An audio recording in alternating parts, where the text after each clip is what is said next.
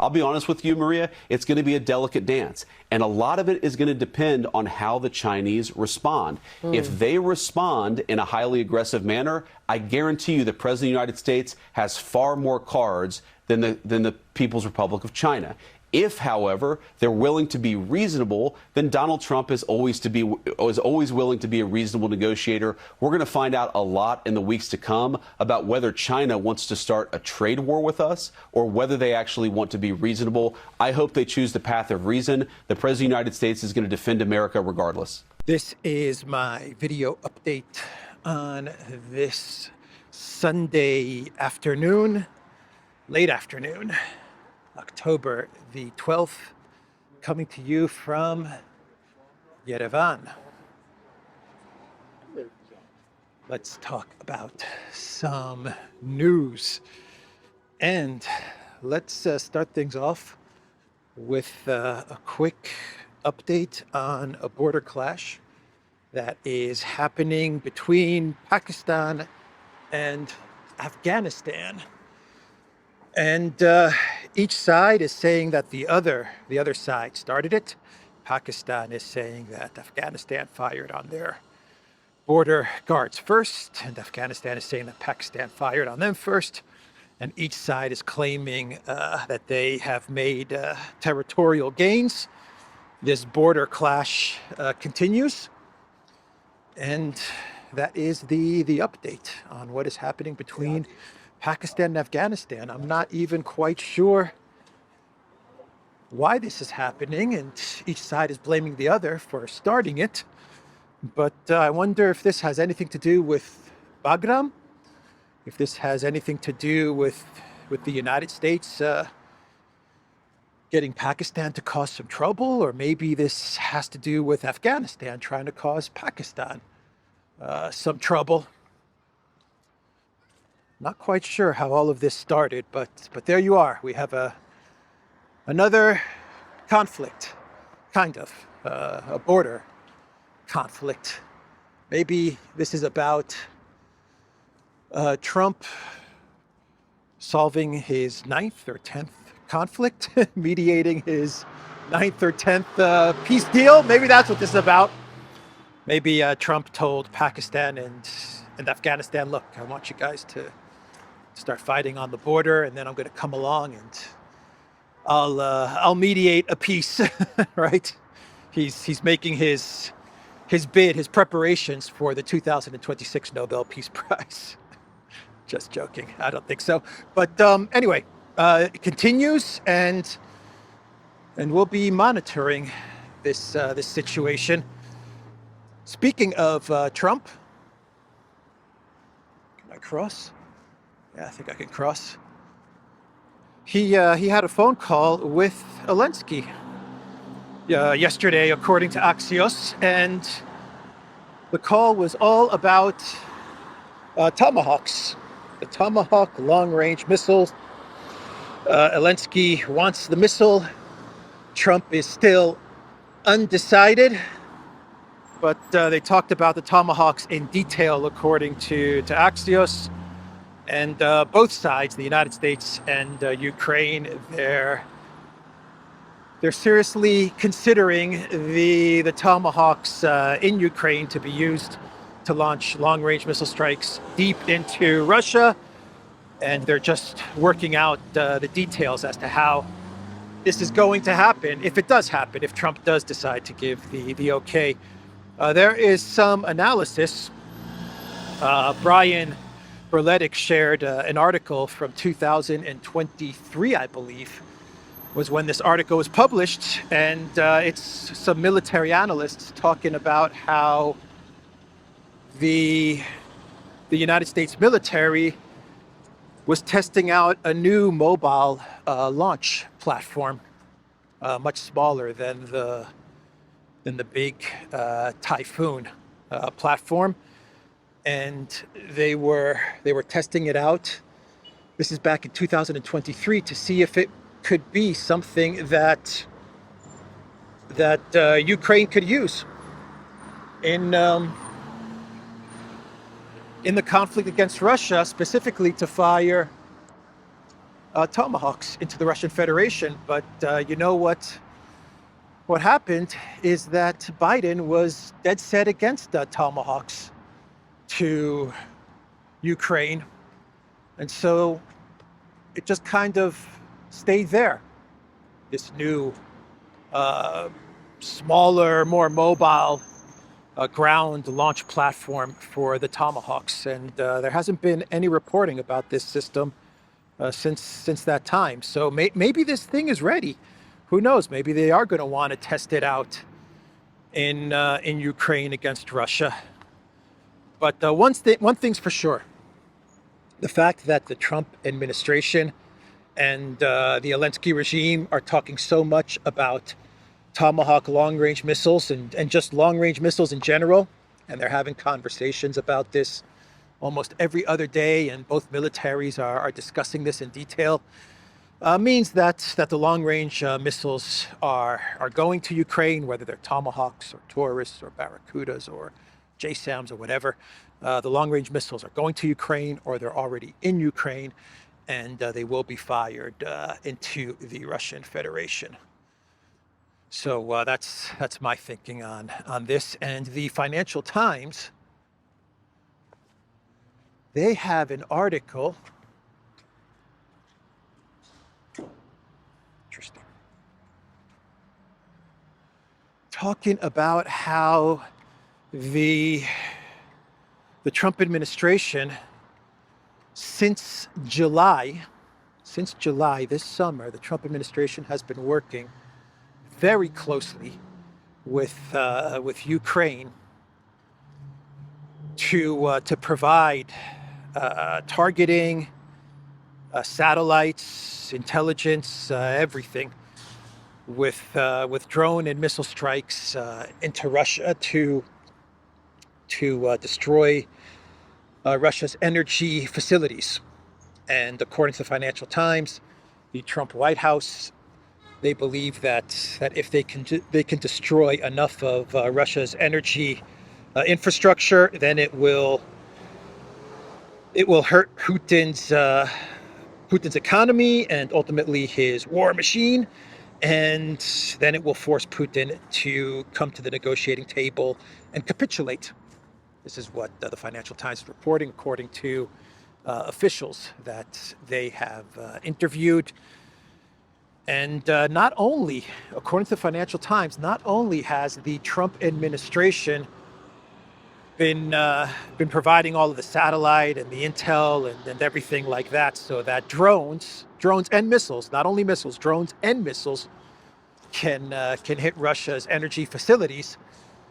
According to some of the officials interviewed by the FT, the Trump administration, they have actually been picking targets as well. They've actually been picking the targets deep inside of Russia to hit. I mean, we're talking about the United States. In essence, it's the United States attacking Russia, not only with missiles, HIMARS and whatever. It's the United States attacking Russia with drones. They're basically doing everything, picking the targets, all of the satellites, all of the intel, everything. They're doing everything to hit Russia's energy infrastructure. And this is what the Financial Times is reporting, if you believe the reporting from the FT. The U.S. has for months been helping Ukraine mount long-range strikes on Russian energy facilities in what officials say is a coordinated effort to weaken Vladimir Putin's economy and force him to the negotiating table. 3 people familiar with the operation said Washington was closely involved in all stages of planning. A U.S. official said Ukraine selected the targets for long-range strikes, and Washington then provided intelligence on the site's vulnerabilities. But others involved and briefed on the operation said the U.S. had also set out targeting priorities for the Ukrainians. One of them described Kiev's drone force as the instrument for Washington to undermine Russia's economy and push Putin towards a settlement. And just yesterday, Putin was asked about Trump and him not getting the Nobel Peace Prize, and Putin's response was that Trump genuinely wants peace. He is absolutely working for peace. And the example that Putin used to make the case that Trump is working for peace is the Middle East and Ukraine. He said that Trump genuinely wants peace in the Middle East and Ukraine. That is what the Russian president said yesterday. And this morning, you get the Financial Times article, which talks about how the Trump administration is escalating big time against Russia. Actually, the Financial Times article even goes on to say that that the Trump administration has crossed and is ready to cross red lines that the Biden administration never considered. We're talking red lines that Biden never would have crossed, that Biden said no to, such as the Tomahawk long-range missiles, and the Trump administration is ready to cross those red lines in order to escalate with Russia. That is what the Financial Times is saying.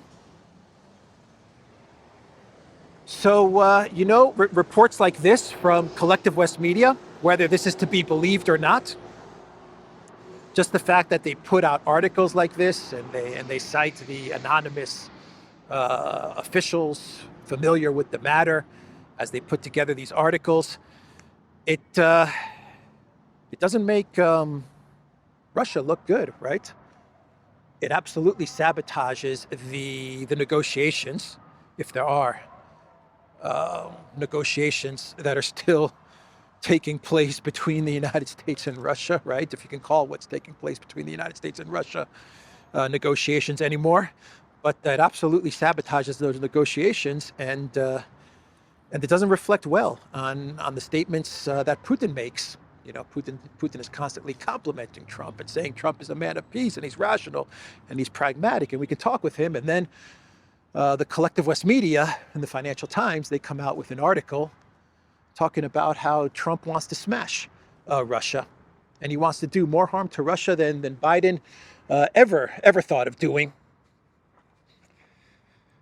Anyway, that is what the Financial Times reported. There's absolutely truth to this article. Whether, at least in my opinion, there's truth to this article, whether it's completely true, part true. We all know that the United States is at a minimum, at a very minimum, they are providing a lot of intel and targeting and satellite stuff to Ukraine, to fire missiles into the Russian Federation. That's at a minimum. We know that. Whether they're actually picking the targets, that's an interesting revelation from the FT. So Zelensky, he's complaining a whole lot about how he's not getting enough weapons to go after Russia. He wants the U.S. taxpayer to provide 10 times more weapons and money and everything else that they're currently providing. So Zelensky is complaining to the United States taxpayer, give me more money, give me more weapons. And he's also complaining about the fact that the Trump administration is focusing more on the Middle East than on Project Ukraine, and he's upset about that. Though when he did call Trump, he congratulated Trump on the 20-point peace plan, and he said, if you, President Trump, can get peace in the Middle East, then you can surely solve the conflict in Ukraine. That is what Axios is reporting. Zelensky told Trump when they spoke right before they got into the Tomahawk discussion. But yeah, he's complaining the Middle East is taking up too much time from the Trump administration and too much attention, and he wants more money and more weapons from U.S. taxpayers. So if you're watching this from the United States, Zelensky is telling you to give him more money, give him more weapons. That is what Zelensky is demanding of you if you are a U.S. taxpayer. So speaking of money going to Project Ukraine, the E3 came out with a statement yesterday, and they said that they are united in giving the Russian frozen assets to Project Ukraine. Committed and united, the E3. The E3 is the UK, Stammer, Germany, Merz, and France's little Napoleon, Emmanuel Macron. And they've agreed that the Russian assets will be going to Ukraine. We agreed to develop further bold and innovative mechanisms to increase the cost of Russia's war and ramp up pressure, the British government said in a statement. So they've made a pact. Stammer, Merz, and Macron. They made a pact. They pinky sweared, or what would they do? What would Macron, Stammer, and Merz do if they make a pact, as they make a pact to hand over the Russian frozen assets to Project Ukraine? How do they seal that deal? Do they use cocktail stirrers or napkins, white napkins? Is that how they sealed the deal in their three-way pact? Stammer, Merz, and Macron. Oh man, we are getting reports from the European finance ministers that they are right there, that close to finalizing the 140 billion or 180 billion from the Russian frozen assets to go to Project Ukraine.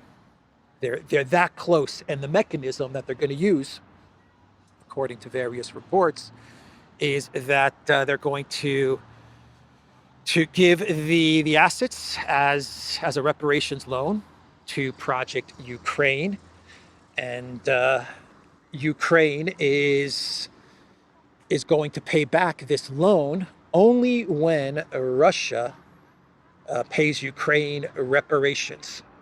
That's how this is going to work. So it's going to be a loan. The money is going to be the Russian frozen assets. That's the cash. They're going to take the Russian frozen assets, give them to Ukraine. Europe is going to say, we're loaning you this money, which is not our money. This is Russia's money, but we're loaning it to you, Ukraine. And you pay us back when Russia pays you back for reparations. That's how this thing works. And if Russia does not pay back the reparations, according to the reports, then the money does not need to be paid back. You know what the EU is betting on? They're betting on the fact that Russia's not going to go after these funds. That's what they're betting on, because everyone knows that Russia's not going to pay reparations. When does the victor of a conflict actually pay reparations or anything like that? It doesn't make any sense. But yeah, they're betting on the fact that they're going to give this money to Project Ukraine, and that Putin's just gonna say, forget about it.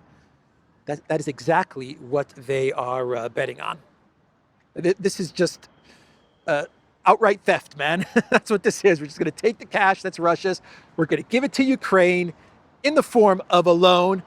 And if Russia decides to give the money to Ukraine, to pay Ukraine, then we're all good, right? Loaning other people's money. But yeah, that's what they're betting on. They're betting on Putin just forgetting about it. I wouldn't take that bet, but who knows? Who knows? Maybe Putin does say, you know what? Forget about the 140 billion or the 180 billion. It's possible, man, I guess. I don't know on what planet that's going to happen, but, you know, that's what the EU is hoping for, the European leaders. So the Washington Post, they put out an exclusive article yesterday, which talked about how Arab states have been working with Israel from 2022 all the way up to 2025, up until the day that Israel attacked Qatar. Arab states have been working with Israel in order to build some sort of unified military alliance or military system. And it's all being focused on taking on Iran in the future. And so from 2022, the Arab states of, this is all according to the Washington Post, the states of Bahrain, Egypt, Jordan, Qatar, Saudi Arabia, and the UAE through the U.S. Central Command's regional security construct were in a military cooperation with Israel in order to build some sort of military axis to take on Iran. The title of this Washington Post article is Arab States Expanded Cooperation with Israeli Military During Gaza War Files Show Israeli and Arab military officials have come together for meetings and trainings facilitated by U.S. Central Command on regional threats, Iran, and underground tunnels. The Washington Post says that the group met from 2022 to 2025 for joint drills on air defense, tunnel warfare, and countering Iran's influence. Meetings took place in places like Bahrain, Egypt, and even Qatari's Al Udeid Air Base, where Israeli officers were flown in quietly to avoid public outrage. Documents describe Iran and its proxies as the axis of evil and show efforts to link Arab and Israeli radar systems into a shared U.S.-run network. The cooperation survived until Israel's September 9 airstrike on Qatar, which nearly collapsed the alliance. Until the Qatar Prime Minister, was it? Went to the United States, a high-level Qatar official went to the United States and, Netanyahu was in the United States and he phoned up the Qatari government and, according to reports, apologized to Qatar for the airstrikes on September the 9th, and it looks like this alliance between these Middle East nations and Israel, these Arab states and Israel, is now back on. And it's all about countering Iran. That's what it's really all about. They talk about tunnel warfare and sicking up their military systems and radar systems and stuff like that, and air defenses and all these things. But really, when you read the article, it's all about getting everyone on the same page for a war with Iran. An amazing article from the Washington Post. It makes me wonder why they're reporting this. That's the question that I have. Why is the Washington Post running this exclusive? I don't get it. What do you guys think? Why would they run this article? The Iranian foreign minister, Araghchi, he said that 3 or 4 nights ago, this is a direct quote from Araghchi, he said 3 or 4 nights ago, there was a phone call between Putin and Netanyahu. The next day, our ambassador in Moscow was summoned, and Russia conveyed Netanyahu's message that he does not intend to start another war with our country. Iran's armed forces are at high alert because there is a high possibility of deception by Israel, and we do not trust these intentions. That is what he said in connection to the statement that Putin made yesterday or 2 days ago about Netanyahu and Israel telling Russia that they don't want escalation. And Araghchi is now saying that this is indeed a true statement from the Russian president, as confirmed by Iran's ambassador to Moscow and what they told him. But Iran is not buying it, man. They don't buy it. They think this is some sort of trick. So what else should we talk about? How about the crypto meltdown from yesterday? A historic meltdown in crypto and altcoins, and Ethereum, and all of these crypto investments. Bitcoin crashed, but was more stable than the altcoins. There was a crypto investor, a crypto trader, a well-known crypto trader from Kiev called Konstantin Ganich, also known as Kostya Kudo, who looks like he self-deleted in his Lamborghini. And the police in Kiev say that he self-deleted, according to their initial investigation. Maybe something else might have happened, but he was investing a lot in altcoins, and he lost a lot of money from from yesterday's meltdown in the market, but he was also handling investments for wealthy Ukrainian oligarchs. But more importantly, he was handling a lot of crypto investments for the intel services in Ukraine and for intel officials in Ukraine. And they even say, this is just a rumor, they even say that this guy, Gostyakudo, Konstantin Ganish, that he was even handling some of the investments of none other than Android AI robot Budanov. And he was found dead in his Lamborghini. He was managing $65 million, including $10 million from Ukraine's GUR, according to local media. And he was under a lot of pressure from security forces to share his crypto portfolio. And I imagine when the meltdown happened, he was probably under an immense amount of pressure, and God knows what else. Anyway, that's an interesting story, and yeah, a lot of people, man, got absolutely wrecked in the markets, the crypto markets, the altcoins from yesterday. We'll see what happens tomorrow when the markets open, how things are going to look. Anyway, should we do a drone update, an EU drone panic update? EU drone panic update, EU drone panic update. Anyway, that's my jingle for the weekly segment. It's not a daily segment, but let's just say a weekly segment for the EU drone panic. And German airlines, they are calling on Germany, the German military, to shoot down drones that are over the airport. This is what the German airlines are telling. Let's go this way. This is what they're telling the German military to do. Shoot down the drones over the airport. Drones should not be flying over the airport to begin with. But, man, the German military, from what I understand, they have some trouble shooting down the drones because of some stuff from the times of the Mustache Man, and they can't use their military in that kind of way. But they're trying to figure it out. But that's what the airlines are saying in Germany.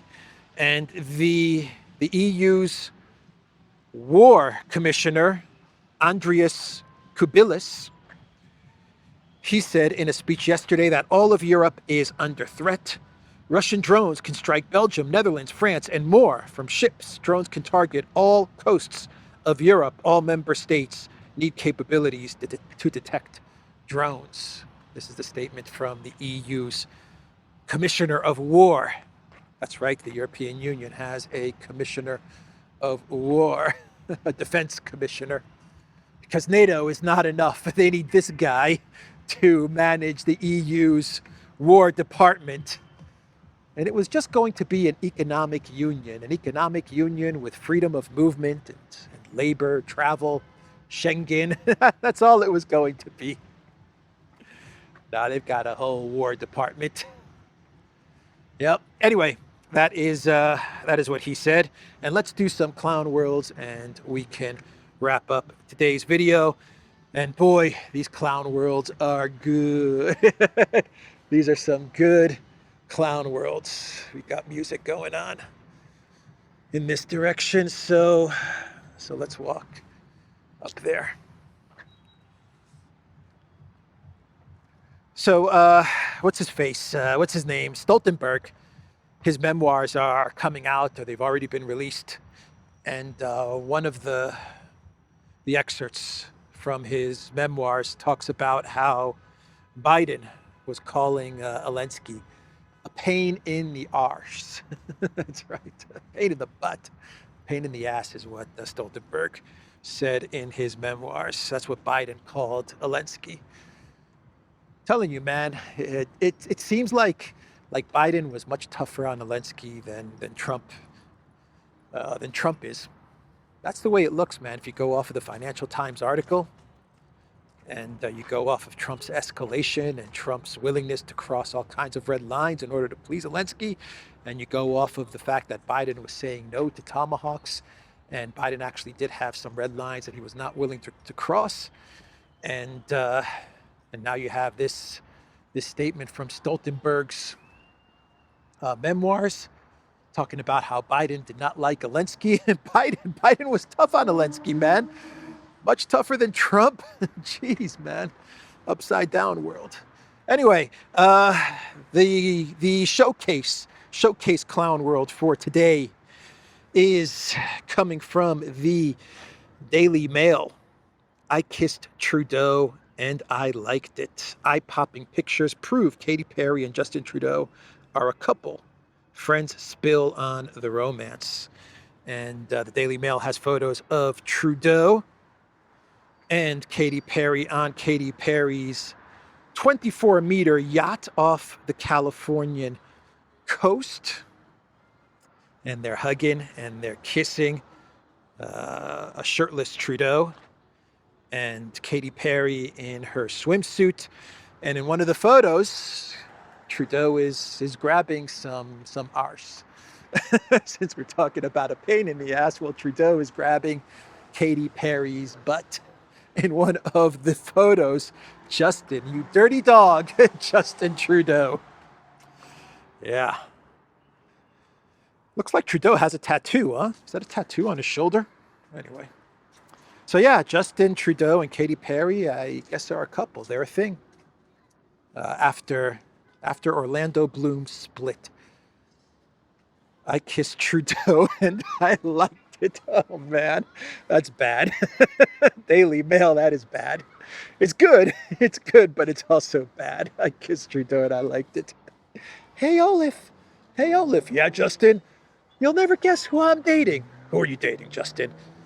I'm dating Katy Perry. Who's that? You know Katy Perry? I kissed a girl and I liked it. Fireworks? I don't know who she is. Is she that blonde girl that sings country music and was dating that football player? No, Olaf, you idiot. That's Taylor Swift. Katy Perry. She's the one that went up into space. Oh, yeah, the astronaut. Gotcha, Justin. You're dating her, huh? Oh, man. Justin. According to the Daily Mail, Justin even placed his hand on the pop singer's bottom during their intimate moment. This was reported on about a month ago. They were seen having a lunch or a dinner in Montreal, and now they're hanging out on her yacht. Katy Perry has a yacht. Man, we're in the wrong business. All of us are in the wrong business, man.